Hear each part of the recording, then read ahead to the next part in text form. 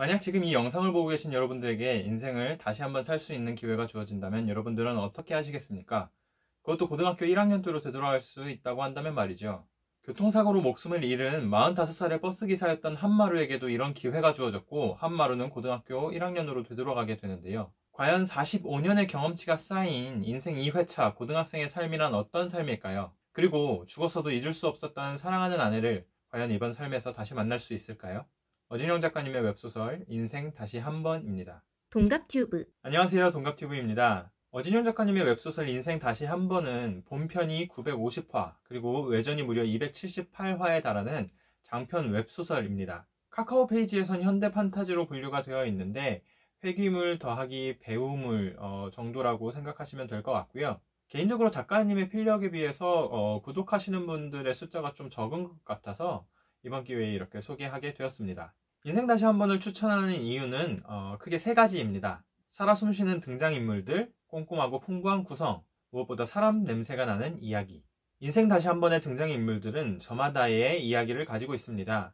45살의 경험치를 가지고 돌아간 17살의 고등학생, 웃기게 생겼다는 말이 트라우마가 되어서 소심하게 살 수밖에 없었던 소년, 자식을 인형처럼 생각하는 아버지 밑에서 자라난 서로 다른 두 형제, 노숙자 연기를 위해서 실제로 3개월간 잠적하고 노숙자로 살아가는 배우. 일반적으로 웹소설의 이야기들이 주인공의 이야기에 치중하는 경향이 있다면 인생 다시 한번은 주변 인물들에게도 애정어린 시선을 보여주면서 소위 말해 서브에 치인다고 하죠.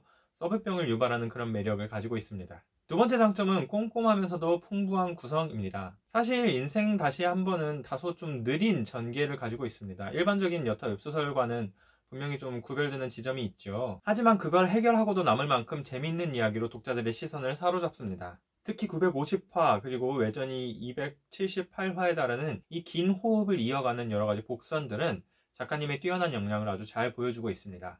마지막으로 사람 냄새가 나는 이야기입니다. 사실 상투적인 표현이죠. 사람 냄새가 난다는 거. 하지만 일반적인 웹소설에서 사람 냄새가 나는 경우가 좀채로 잘 없기도 하거든요. 물론 어느 게 낫다 말할 수 없는 지점이 분명히 존재하지만 일반적인 웹소설들과 차별화된다는 지점에서 인생 다시 한번의 이야기는 풍부한 개성을 뽐내고 있다고 할 수 있을 것 같습니다. 개인적으로 저는 여러 등장인물들과 또 소설 속의 많은 대사들, 문장들을 통해서 삶의 지혜를 얻기도 하고 또 감동을 얻기도 했었는데요. 역설적이게도 이런 지점이 인생 다시 한번을 판타지로 만들어주는 것 같습니다. 왜냐하면 정말 살아가면서 그런 사람들을 또 그런 경험들을 하기는 정말 쉽지 않은 일이니까요. 물론 다소 아쉬운 지점들도 존재하기는 합니다. 이야기의 흐름에 크게 영향을 미치는 일은 아니긴 하지만 오타들도 종종 보이기도 하고 세부적인 설정들이 잘못 기록되어서 나온 경우도 있거든요. 그래서 댓글들 중에 보시면 심심치 않게 교정 교열을 보시는 분들에 대한 불만들이 존재하기도 합니다. 개인적으로 저도 아쉽게 생각하는 부분이고요. 만약에 종이책으로 출간이 된다면 이런 지점들이 꼭 바로 잡히고 출간이 되었으면 하는 바람이 있습니다. 정말 소장하고 싶은 책 중에 하나인데 아쉽게도 아직 종이책으로 출간이 되지는 않았고요. 출판사에 전화해서 문의를 넣어본 결과 인쇄할 계획은 있는데 아직 정확하게 언제 인쇄를 하겠다 이런 구체적인 일정이 나온 거는 아니라고 하네요.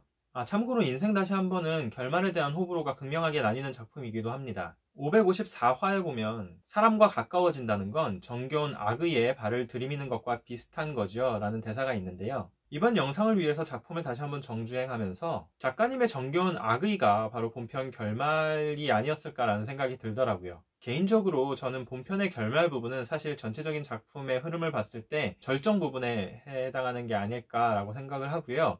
실제적인 결말은 외전에 다 쓰여져 있다라고 생각을 합니다. 저는 그렇게 받아들이고 싶더라고요. 882화에 보면은 드라마에서 드라마틱한 사랑과 행복을 볼 수 없다면 드라마를 볼 이유가 사라지는 거니까 라고 하는 문장이 등장하는데요. 이 말처럼 본편으로만 끝났었다면 사실 많이 아쉬웠을 법한 그런 감정들이 외전을 통해서 많이 해소되었습니다. 그래서 길더라도 꼭 외전까지 보시면 좋을 것 같고요. 아마 읽으시다 보면 어느새 소장권을 지르고 있는 내 손가락을 발견하게 될 거라고 생각합니다. 동갑튜브. 오늘부터 새로운 카테고리로 웹소설 리뷰를 추가해보려고 합니다. 앞으로는 넷플릭스 소개와 병행해서 올려볼 예정이니까요. 많이 관심 가져주시고 이런 컨텐츠들이 여러분들과 잘 맞으신다면 꼭 구독하셔서 새로운 정보들 그리고 좋은 추천 작품들 얻어가셨으면 좋겠습니다. 오늘의 영상이 좋으셨다면 좋아요와 구독 그리고 알림 설정을 부탁드리겠습니다. 감사합니다.